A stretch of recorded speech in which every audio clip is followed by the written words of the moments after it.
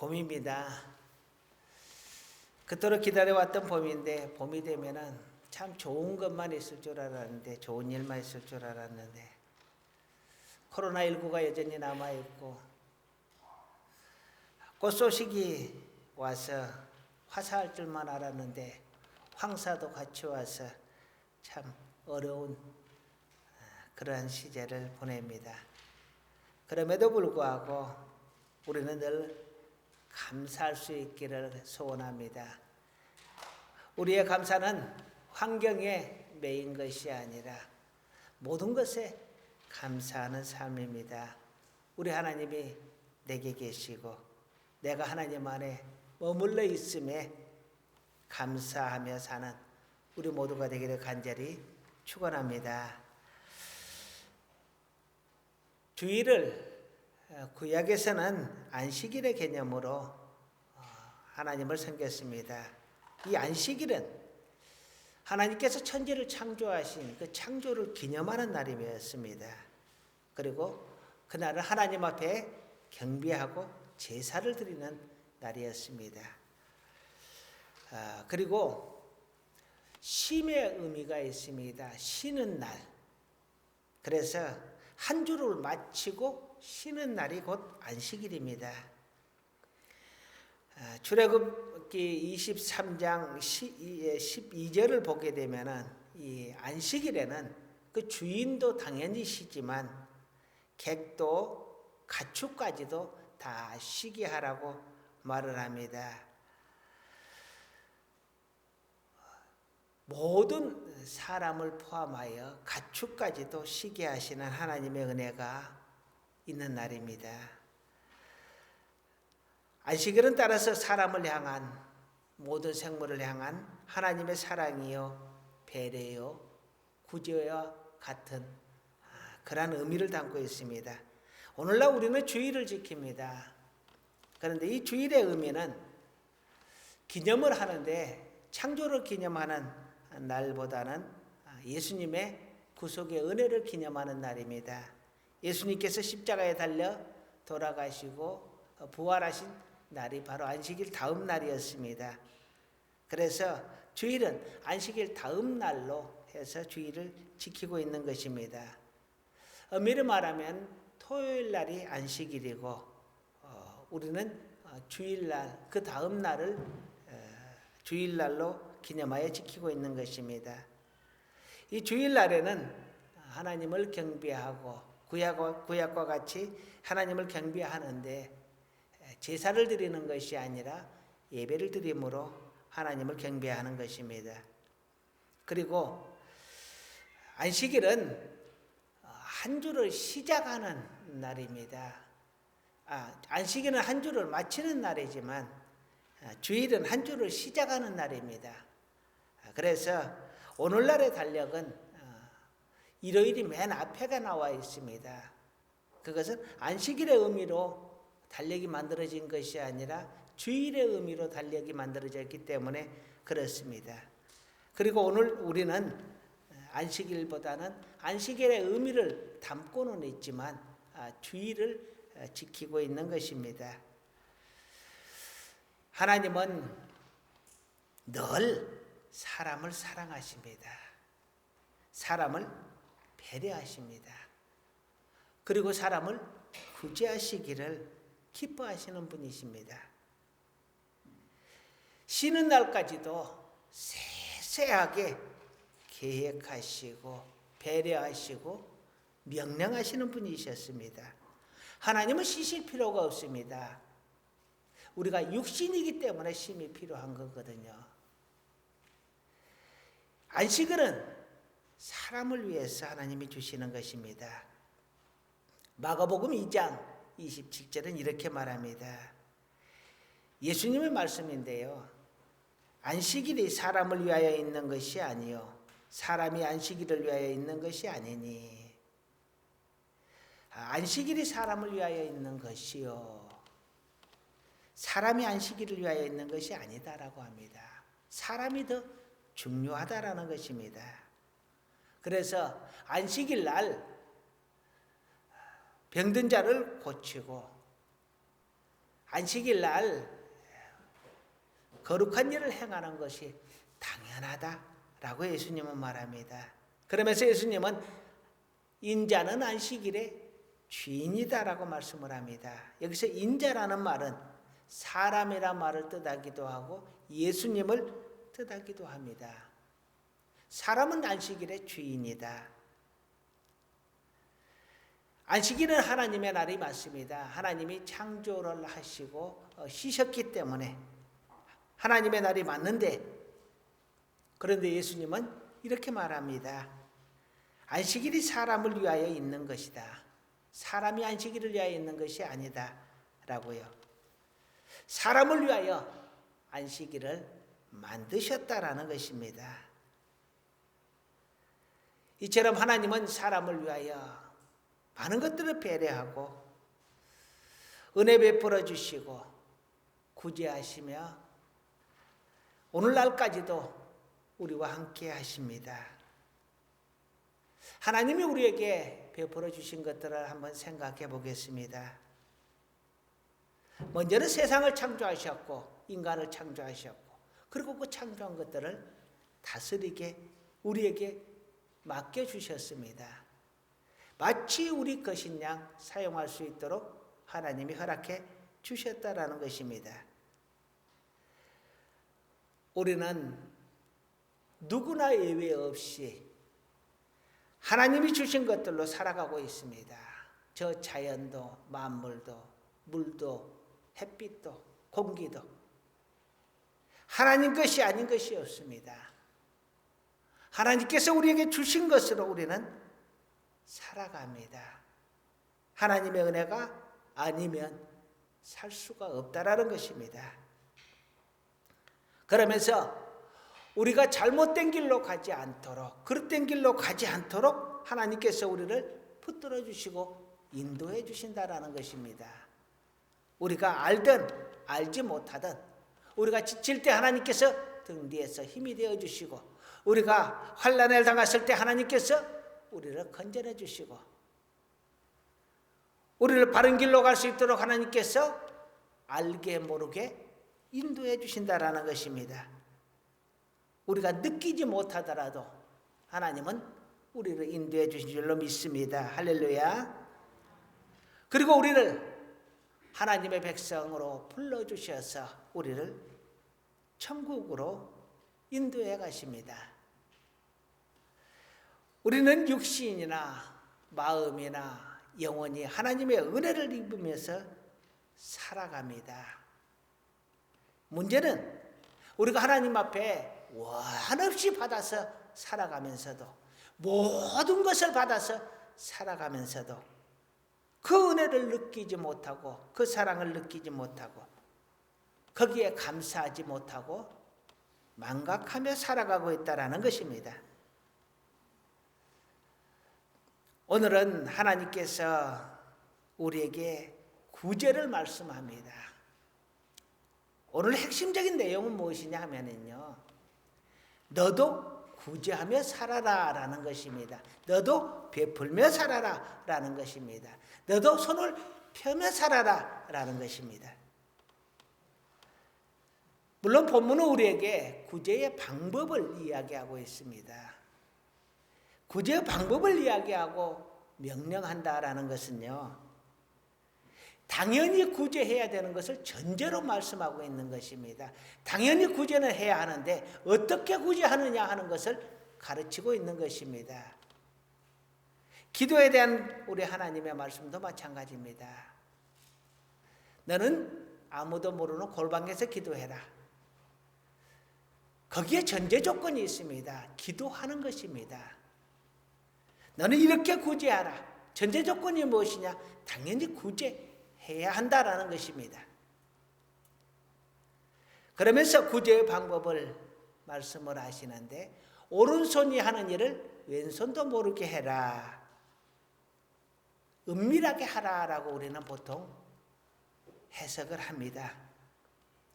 자, 오늘은 주님의 명령에 따라서 이 구제에 대해서 함께 생각을 해 보려고 합니다.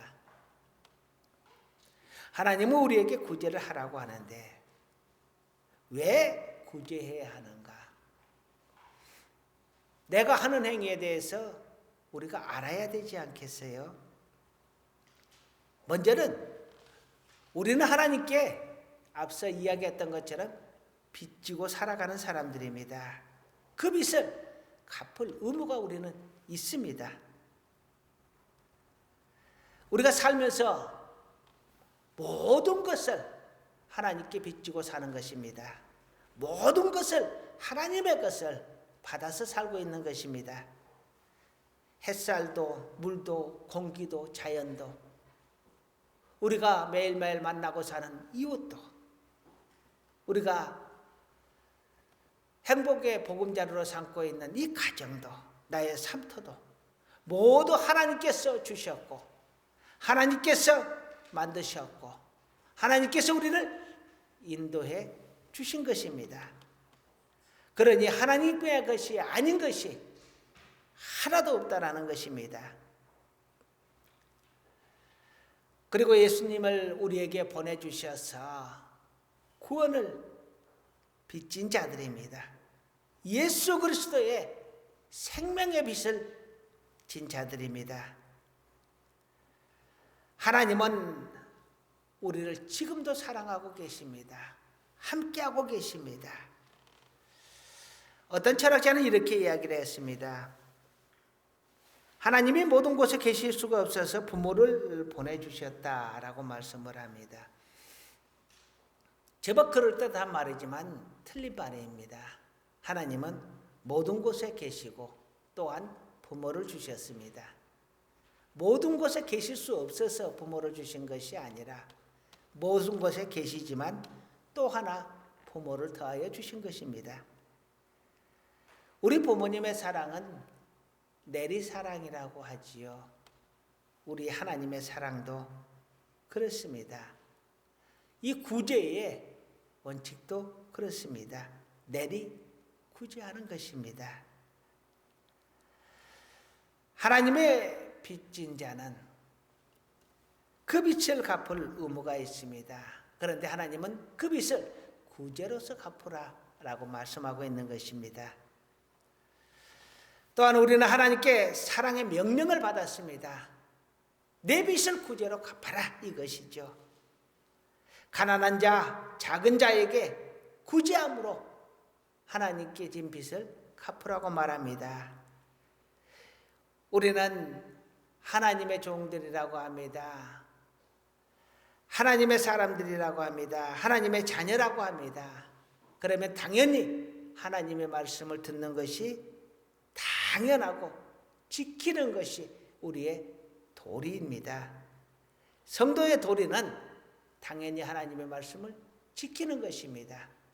그렇다면 하나님께서 그 사랑의 명령으로 구제함을 주셨다 하면, 구제하라고 명령하셨다고 하면 우리는 그 사랑을, 그 명령을 받아서 행하는 것이 마땅하다라는 것입니다. 그리고 하나님의 명령이 아니다 할지라도 우리는 하나님께 복을 받기 위해서라도 구제를 하셔야 합니다. 성경의 축복의 제1원칙이 무엇이냐 하면은요, 하나님의 말씀과 법을 지키며 살아라 하는 것입니다. 그런데 하나님은 명령을 하셨습니다. 하나님은 법을 우리에게 주셨습니다. 가난한 자, 병든 자, 환난 당한 자를 구제하라 명령하셨습니다. 그러니 이 명령을 지키는 자는 하나님께 복을 받을 것이요, 이 명령을 지키지 않는 자는 하나님으로부터 외면당할 것입니다. 예수님은 우리에게 말씀을 하십니다. 가난한 자, 작은 자에게 한 것이 곧 나에게 한 것이다. 그러면서 너희들에게 물 한 잔이라도 대접하는 자는 내가 그 공을 잊지 않겠다라고 말을 합니다. 다시 말하면 가난한 자, 작은 자, 그리고 주님의 제자들에게 작은 것이라도 대접하는 자는 하나님께서 공을 잊지 않겠다. 내가 대신 갚아주겠다라는 것입니다.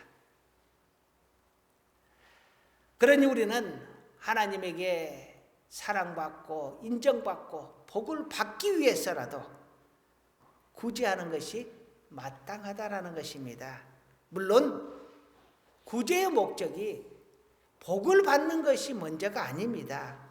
그렇지만 우리가 살면서 복 받고 사는 것이 누구라도 원하는 것이고 마땅한 것입니다.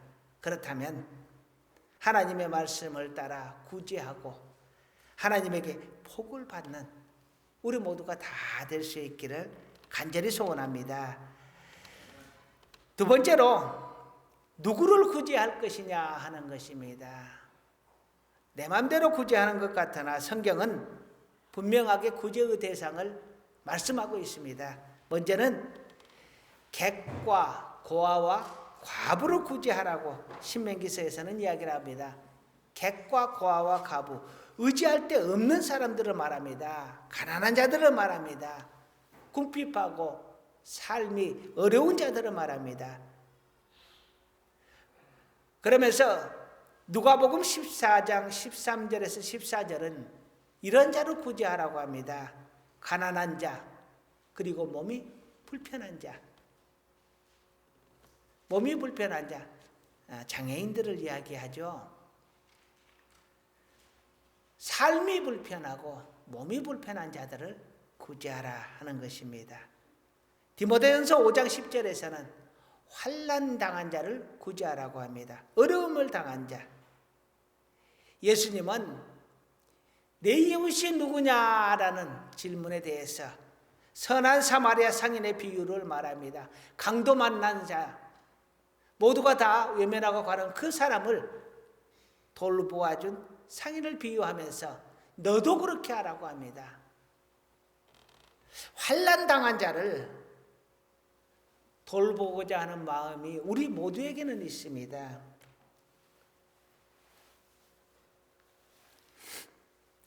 저도 이 환난 당한 자를 보면 그런 마음이 생깁니다. 어렵고 힘든 자, 아픈 자들 보게 되면 가서 도와줬으면 좋겠다. 그런데 마음뿐이지 실제로 가서 도움을 주지 않는 경우가 많습니다. 제가 서울에 갈 일이 있어 갔는데 오토바이를 타고 배달을 하시는 분이 오토바이를 타고 가다가 넘어졌습니다. 골목에서 넘어졌어요. 근데 좀 다치신 것 같더라고요. 지나가면서 제 마음에 도와줬으면 좋겠다. 또 옆에 있는 누군가가 좀 도와줬으면 좋겠다. 그런데 그냥 지나갔습니다. 왠지 뻘쭘한 것 같기도 하고 또 한편으로는 누군가가 도와주겠지 하는 마음에서요. 그리고 얼마만큼 갔는데 제 마음에서 하나님의 말씀이 들렸습니다. 그가 네 이웃이다 라고요. 우리는 마음으로는 환난 당한 자를, 어려운 자들을 도와주려고 합니다. 그런데 우리가 그것을 행하지 않을 때가 많이 있습니다. 주님께서는 말합니다. 도움을 청하는 자를 외면하지 말아라.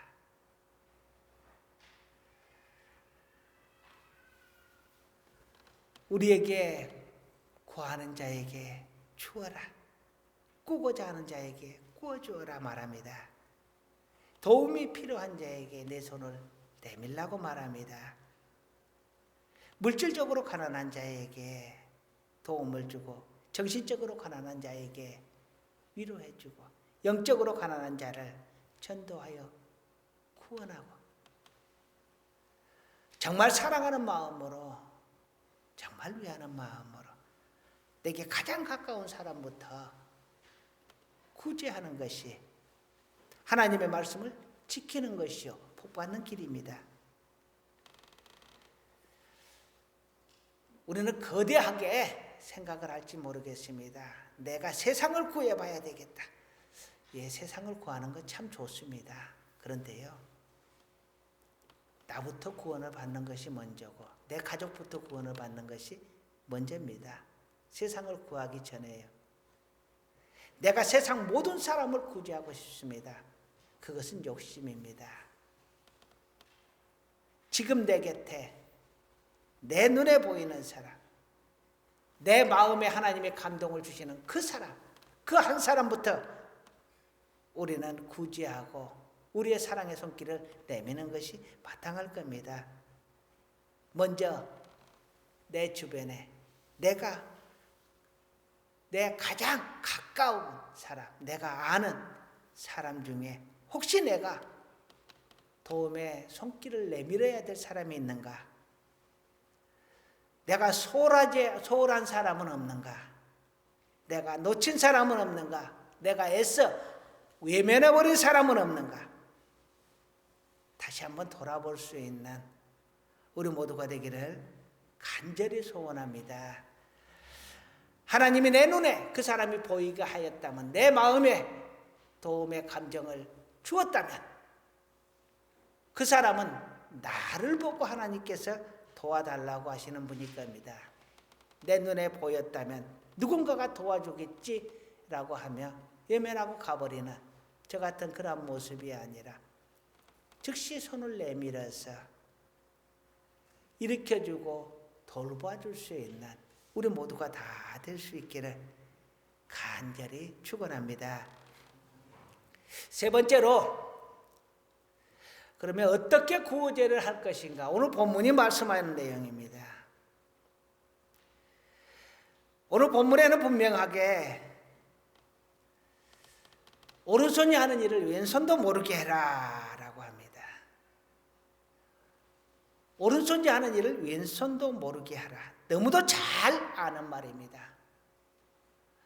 그리고 우리는 이 말씀을 통해서 구제를 은밀하게 해라 라고 이야기를 하는데요. 그런데 구제를 은밀하게 하는 것을 넘어서는 말씀입니다. 구제를 은밀하게 하는 것이 아니라 구제한 것 자체를 잊어버리라 하는 것입니다. 베풀되 아예 그 사람이 나에게 보응해 줄 수 없는 사람에게 구제하라 말씀하기도 하고요. 아예 무리의 식물을 띄워라. 누가 받을지도 모르는 구제를 하라는 것입니다. 그리고 오늘은 오른손이 하는 일을 왼손도 모르게 하라. 내 오른손이 했는데 내 왼손이 왜 모르겠어요? 다 나잖아요. 오른손도 나요, 왼손도 납니다.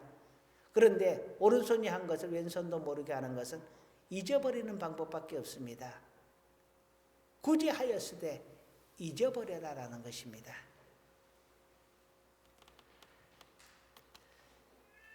그러면서 중요한 한 가지를 말합니다. 자, 2절 말씀 한번 읽어보겠습니다. 시작. 그러므로 구제할 때에 외식하는 자가 사람에게서 영광을 받으려고 회당과 거리에서 하는 것 같이 너희 앞에 나팔을 불지 말라. 진실로 너희에게 이르노니 그들은 자기 상을 이미 받았느니라. 아멘. 4절 말씀 읽겠습니다. 내 구제함을 은밀하게 하라. 은밀한 중에 보시는 너희 아버지께서 갚으시리라. 아멘. 매우 중요한 말입니다. 우리는 내가 선한 일을 하면 하나님께서 내게 복 주시리라 생각을 합니다. 하나님께서 내게 갚아주시리라 생각을 합니다. 맞습니다. 그런데 오늘 본문 말씀에 보니까 뭐라고 하느냐? 이 세상에서 이미 상을 받았거든, 이 세상에서 이미 영광을 받았거든 하나님께 받을 생각을 하지 말라고 합니다. 여러분 잘 아시는 것처럼 법에 일사부재의 원칙이 있습니다. 하나의 제목을 가지고 두 번 벌을 줄 수 없다는 것입니다. 그런데 성경은 똑같은 말을 합니다. 하나의 선한 행위를 갖고 두 번을 상을 받지 못한다라고 이야기합니다. 이 세상에서 보상을 받았거든 하나님에게 보상을 받을 생각을 하지 말아라. 이 세상에서 보상받지 못하였으면 하나님께서 살펴서 너에게 갚아주시리라 하시는 것입니다. 우리는 선택해야 합니다. 세상에서 보상을 받을 것이냐, 하나님에게 보상을 받을 것이냐. 당연히 하나님에게 보상받는 것이 마땅합니다. 어느 본문 말씀이 그렇습니다. 하나님에게 보상받을 것을 바라라. 세상에서 보상받을 것을 바라지 말고 하나님에게 보상받을 것을 바라라고 말씀하고 있는 것입니다.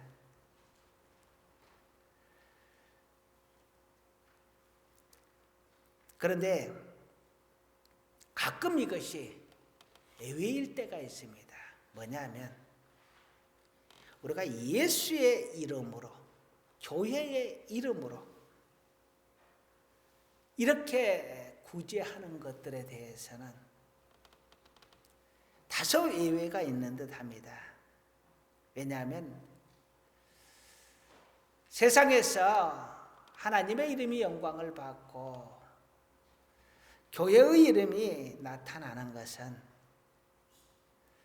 세상에서 소금과 빛의 역할을 해가는 교회의 이미지를 그들에게 심어주고 그들로 하여금 교회에 대해서, 하나님에 대해서 영광을 돌리게 하기 위해서 그렇습니다. 사실 교회가, 하나님의 사람들이 정말 많은 일을 합니다. 우리 자원봉사자의 약 70% 정도가 기독교인이라고 합니다. 그런데 잘 나타나지 않잖아요. 왜? 은밀하게 하려 하기 때문에 그렇습니다.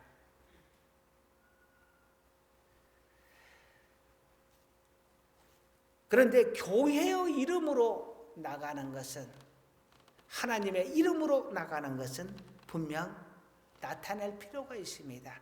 그것은 하나님의 영광을 위해서입니다. 우리의 영광이 아니라 하나님의 영광을 위해서. 그래서 그들로 교회에 대한 이미지를 더 좋게 하고 하나님에게 대하여 영광을 돌릴 수 있게 하기 위해서입니다. 그 외에 하나님은 구제를 은밀하게 해라. 내가 구제한 것을 잊어버려라. 내가 받지 못할 자들에게, 너에게 다시 갚아줄 수 없는 그들에게 구제해라. 고아와 과부와 나그네 같은 자들에게요. 도움이 필요한 자들에게 은밀하게 도와줘라 말씀하고 계십니다. 그러면서 이제 마지막으로 하나님께서 구제하는 자에게 주시는 하나님의 복을 말씀합니다. 내가 구제하면, 내가 당연히 구제해야 하는데 그 구제를 하면 내가 복을 주겠다라고 합니다. 먼저는 누가복음 12장 33절을 보게 되면요, 구제하는 것은 낡지 않는 가방을 가지는 것이다. 배낭을 가지게 되는 것이다. 이렇게 말을 합니다. 낡지 않는 배낭을 가지는 것이다. 잠언서 11장 25절에서는 구제하여도 풍족하게 된다라고 말을 합니다. 구제하지 않아도 가난하게 되고 구제하여도 풍족하게 된다. 역설적으로 말을 합니다. 왜 풍족하게 되겠어요? 하나님의 은혜가 있기 때문입니다. 구제하면 가난해질 것 같은데 구제하여도 풍족해집니다. 성경에 보면은 우리에게 11조를 내라고 하는데 11조를 내면 하나님께서 차고 넘치도록 채워준다고 합니다. 동록이 조물 먹지 못하도록 돈이 새나가는 길을 막아주겠다라고 이야기를 합니다. 참 역설적인 표현들입니다. 돈을 쓰는데, 돈을 내는데, 베풀어서 사라지는데 하나님은 더 부유하게 만들어주겠다라고 말씀을 하고 있습니다. 마태복음 6장 4절이나 사도행전 10장 31절에서는 가난한 자에게 한 것이 곧 나에게 한 것이다. 또는 내 제자들에게 베푼 것이 곧 나에게 한 것이다. 그래서 내가 갚겠다라고 이야기합니다. 하나님께서, 예수님께서 갚아주시겠다. 그들에게 보응 받기를 원하지 말라. 내가 다 채워주겠다. 넉넉하게.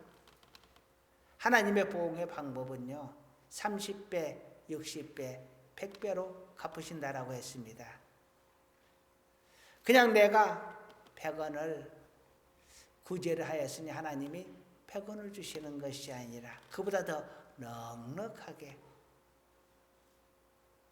차고 넘치도록 채우시는 것이 하나님의 보응의 방법입니다.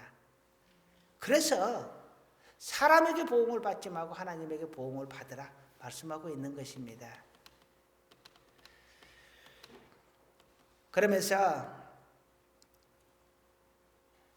다니엘서 12장 3절을 보면은요, 사람들을 옳은 길로 돌아오게 한 자는 하늘의 별과 같이 빛날 것이다 말을 합니다. 우리의 구제가 물질적인 구제만을 이야기하는 게 아닙니다.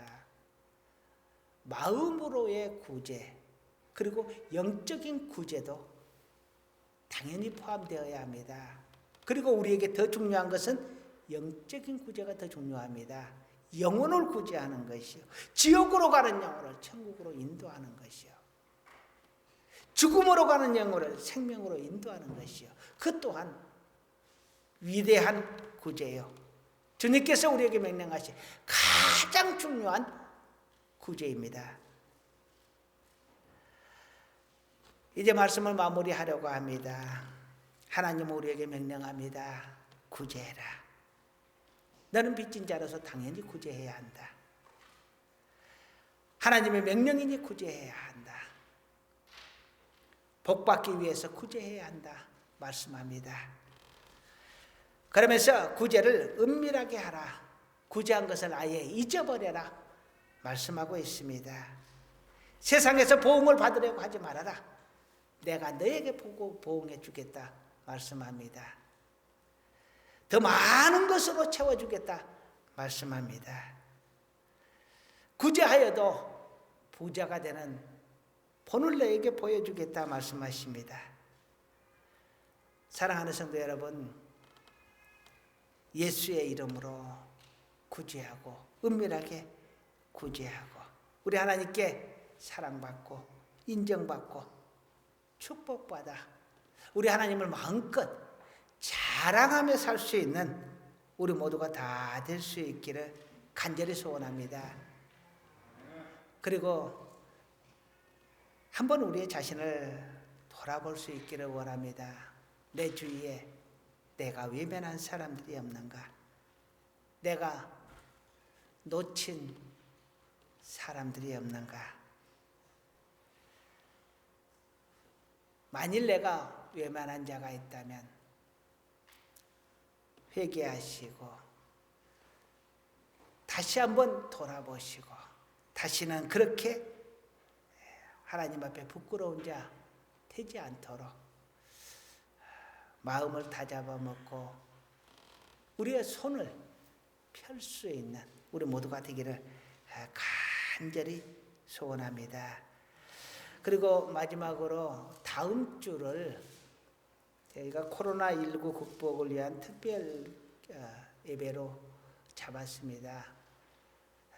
다음 주에는 특별 예배를 통해서 우리가 헌금도 하고 그리고 우리가 주일날 내는 헌금에서 이게 특별 헌금, 목적 헌금이 있습니다. 그 목적 헌금을 제외한 나머지는 이렇게 구제비로 코로나 극복을 위한 구제비로 이렇게 사용을 할 계획입니다. 다 함께 동참해 주시고 기도해 주시기를 간절히 소원합니다. 기도하시겠습니다. 우리는 하나님께 많은 것들을 도움받으며 살아왔습니다. 느끼지 못해서 죄송합니다. 감사하지 못해서 죄송합니다. 우리 하나님은 그런 우리에게 구제하며 살라고 합니다. 너도 베풀며 살라고 합니다. 하나님의 말씀 가슴에 새기고 구제하는 자 되게 하여 주옵소서. 외면하는 자 되지 않게 하여 주옵소서. 하나님 앞에서 구제하되 내 이름 나타내지 않게 하시고 우리 하나님의 보응을 바라며 은밀하게 혹은 구제를 잊어먹을 수 있도록 우리 하나님 도와주옵소서. 우리의 모든 삶 위에 우리 하나님께서 함께 하옵소서. 예수님의 이름으로 기도드립니다. 아멘.